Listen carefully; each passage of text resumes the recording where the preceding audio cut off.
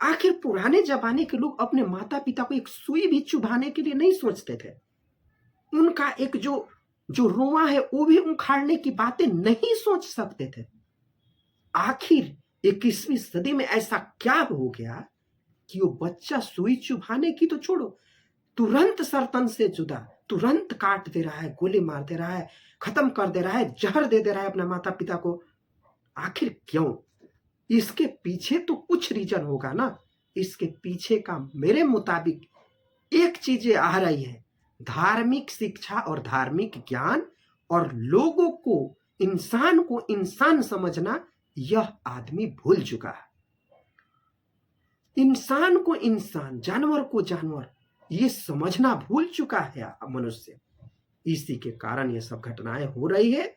और इस पर कानून का सबसे बड़ा दुरुपयोग ये है कि किसी को छोटा बालक करके छोड़ दे रहा है, कोई नाबालिग है उससे करके छोड़ दे रहा है, कोई हीनियस क्राइम है, इसका बैकग्राउंड नहीं है हीनियस क्राइम का, इसलिए हम इसको छोड़ दे रहे हैं।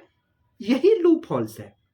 इसी के कारण से इंसानों को यह कृत करने के लिए हो रहा है। रेप की घटनाएं, हर रोज रेप की घटनाएं लाखों बढ़ रही है।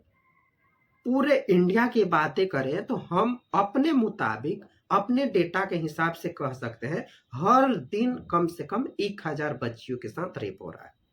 हर दिन इतना क्राइम है। कुछ ऊपर आती है, कुछ छिप जाती है लोक लज्जा के कारण, और कुछ को पता ही नहीं चलता है कि रेप क्या है और ये चीजें क्या है।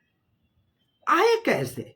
2012 में जो निर्भया का कांड हुआ, कैसे कैसे उनकी माता के हमने भाषण सुने, उनके माता से हम लोगों ने जो चीजें सुनकर रोंगटे खड़ी हो जाती थी। वो कहती थी कि हमारे बेटी से ऐसे ऐसे सवाल पूछे जाते थे, हमारे से ऐसे ऐसे सवाल पूछे जाते थे। जो रेपिस्ट है वो ऐसे ठहाका मार के कोर्ट में हंसता था कि हमारा शर्म सर से झुक जाता था, मन करता था कि वहीं पे आत्मदाह कर ले। ये तो है हमारी न्याय व्यवस्था। अमीरों के लिए, अमीर के तहत शहजादों के साथ अलग व्यवहार, गरीब के साथ अलग व्यवहार।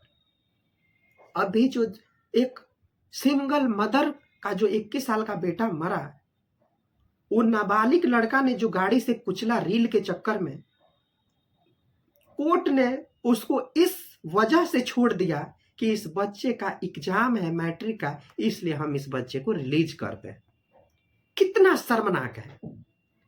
एक माँ का 21 साल का बेटा खत्म हो गया उसके आंखों के सामने, सिंगल मदर का, और ये शहजादे ने पैसा फेंक दिया और उसके बेटे को मैट्रिक की परीक्षा देने के लिए छोड़ दिया।